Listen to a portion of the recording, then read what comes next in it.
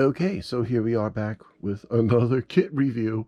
Now, I thought after just doing the Toyota MR2 from Hasegawa, I happen to have another Hasegawa kit on my shelf.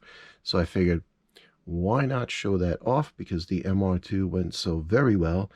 And this is an interesting kit. So Hasegawa actually has a line of construction type vehicles. This is a front loader, happens to be one in that series. I saw this, actually, I was in the home store of Mega Hobby and down in New Jersey, well, at least south of me, but down in New Jersey, and I figured, I was going by, let me stop in, take a look at the store, and since I was in there, I had to walk out with something. You know how it goes with being in a hobby store. Just raise your hand at home if you know what I mean. So, anyway, so I saw this kit and I thought, this is interesting subject matter. So I picked it up and brought it home. So let's open up the box. Well, before we open up the box, it's a typical kit. We do get some pictures of the actual build. Again, I mentioned this when I was doing the Zvezda Grad 21 truck review, kit review. I love when kits actually have photos of the model itself on the box, because then you really get to see the detail that is actually inside here. So this is why I bought it, because I saw this and I was like, wow, it looks to be very nice. And we have a replication of the box art, and contains parts for one model, but described in many different languages. Okay, so we open the box. We have some instructions, and we have our parts. Obviously, everything wrapped in plastic. So at this point, I'm going to pause. I'll open up these bags, and then we'll have a look at the plastic. All right, so back in a moment. Okay, so getting back to it, we have our instructions, which we'll take a look at first before digging into the plastic. Once again, we get a nice picture of the assembled kit. I did not mention before, but it is a 1/35th scale, which brings up an interesting option. So if you want to do construction vehicles as part of a presentation of military models, tanks, trucks, whatever, you're in that same scale. That's the key scale for military models, is the 1/35th. So it will not be in scale to your typical 1/24th cars, but it is in scale with all those military models. So if you wanted to, you could do this up, let's say, all in khaki as a Desert Storm service vehicle, something like that. Hitachi equipment is worldwide, so an idea to consider. But we have our Japanese, we do have in English a little description of the vehicle, and opening up, reminiscent of the instructions that I saw with the Toyota MR2, we have a quick parts tree sprue map. We have our paint guide here, denoted by numbers, and then we go through our assembly diagrams. As with the Toyota MR2, we have our part numbers, paint callouts are coded differently, decals, so it goes right through. We do get a driver figure that comes with it. We have a nicely appointed cab, assembling the cab, assembling the frame. There appear to be, look at that, yep, appear to be lengths of hoses. So we do get some hosing for the kit to do the hydraulics. Isn't that wonderful?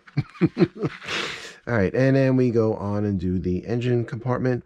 Obviously, there is no engine detail on this one, so that will, well, I would have preferred to have engine detail, but we do not have that. But everything else, the cab looks really nicely detailed. And moving through, we do have the hose detail, so that's all good stuff.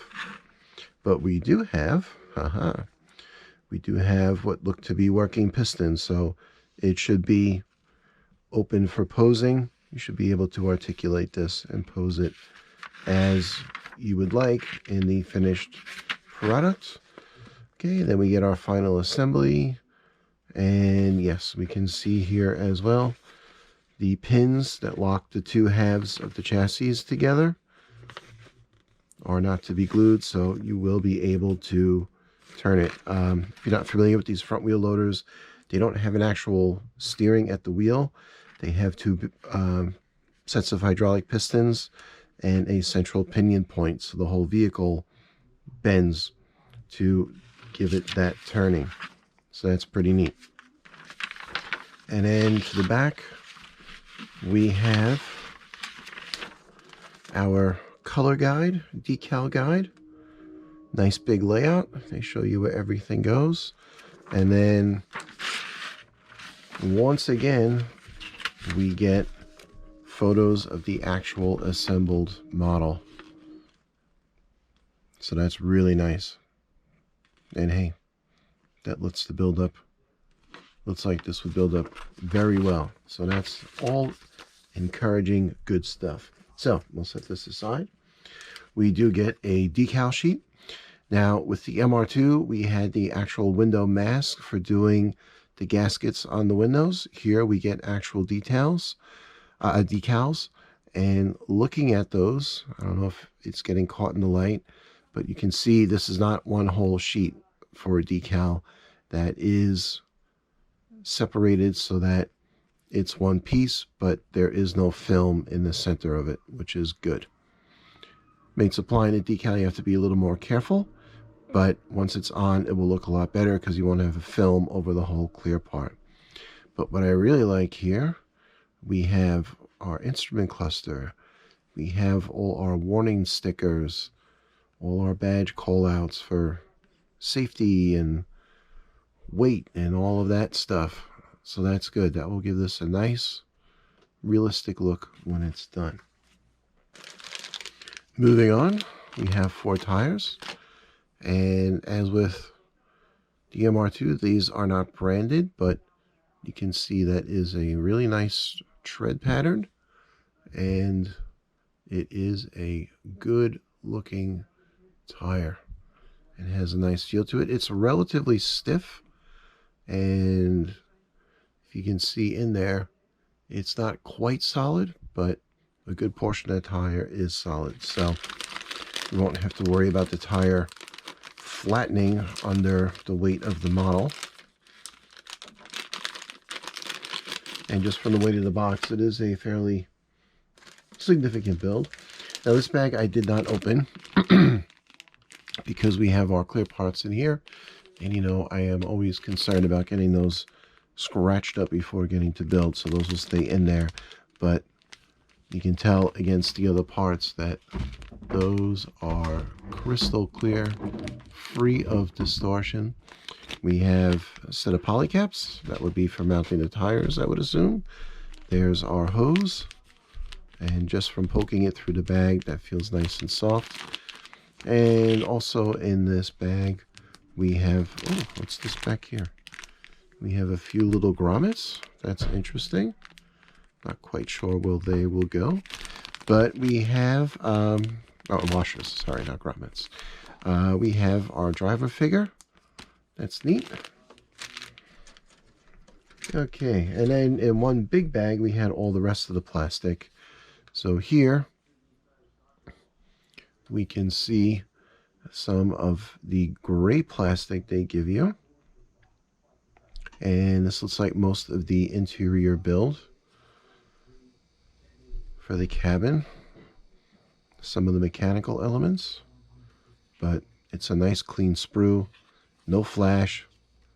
So when I not to keep going back to the Toyota MR2, but when I did that, if you watch that video, you know, I was very satisfied with the quality of the mold, the cleanliness of the mold. I really had only a few little pieces of flash that, you know, zipped off so quick I didn't even, you know, bother keeping track of it. but also the parts were finely detailed, and we see that here too. Like here for the engine, that's really nice. I love the open grill. There's no substitute for that. We have very nice detail on this radiator. So that looks good. All right, now the kit does come basically what you would say molded in color. So obviously I will be doing some painting, and I would recommend, if you would get a kit like this, to do some painting, because even though with the parts molded in color, you could build it and not just have a pile of white parts in front of you, but obviously you're not going to get the full benefit of the kit's detail if you do not paint. But again, looking at these, we can really appreciate a lot of what's going on. These are nice looking parts. There are the wheels. They are one piece, so they will just push into those tires and they'll be set. And one of the things when I look at kits that have some type of articulation is to make sure we have nice robust joints where things are going to rotate, and these look to be pretty substantive, so the kit should not be overly delicate, because what's the point of having something that's articulated and posable if you're afraid to touch it?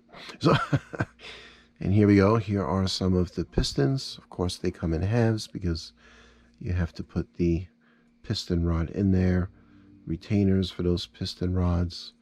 These look like bulkheads for the different chassis elements. That's all looking quite nice. We get one more orange sprue, and on here we have the bucket all in one piece. That's neat. Won't have to worry about trying to piece that together. More of the swing arms. So yes, that is looking good as well. And then we get a little more gray. More of the mechanical elements here.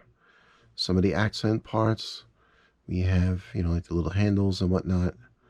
We have some nicely detailed drive shafts. Transmission case. Our axles. Even got a windshield wiper. Hey, that's nice on a 35th scale vehicle. And a shifter. Good stuff. Good stuff. And then this is the last sprue. And here we can see, oh wow, look at the door for the cabin. That is well done. Excuse me. Still getting over the COVID. Oh, and look at these. For the side mirrors with the lights. One piece. That's a nice delicate mold. Well done. Well done. Side steps. More of the cabin framing. There's the dashboard with those decals on there. A little bit of accent paint. That'll look fantastic. Here's the underbody. So we do get an undercarriage engine detail. So that will be there. You know, if this is painted black and then do a two-tone, say do the engine in a gloss black or something like that, that'll look just fine. And there we go. All right. So that's it. That's what you get inside the Hasegawa ZW100-6 Hitachi wheel loader in 1/35th scale. Looks to be a good kit. Yes, you probably noticed on the cover of the box the price. I did pay was it $50 odd for this. But as I often say with these things, you know, you look at what's in the box and you will often see the justification for the price. We have some very clean, crisp, and well-detailed molds. We have really nice tires.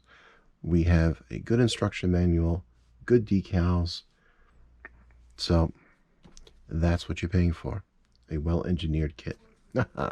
So that's that. So I will pack this back up and, you know, put it back on my shelf. So when I'm ready to build it, it's ready to go. But I will include at the end of this JPEGs of the individual part sprues, so you can get an extra look at those and spend a little more time perusing. And that's it. So hope you enjoyed it. As usual, please do subscribe, like, all that good old YouTube stuff. And if you like the kit, like I said, Hasegawa has a number of kits in this line. This is kit WM04. So I assume WM and different numbers would be the other kits in this series. Check those out. Make a nice, if you're really into these kinds of vehicles, you can have a nice display of several vehicles. So something to check out. All right, so that's all. Thanks for watching. Enjoy your hobby. Alrighty.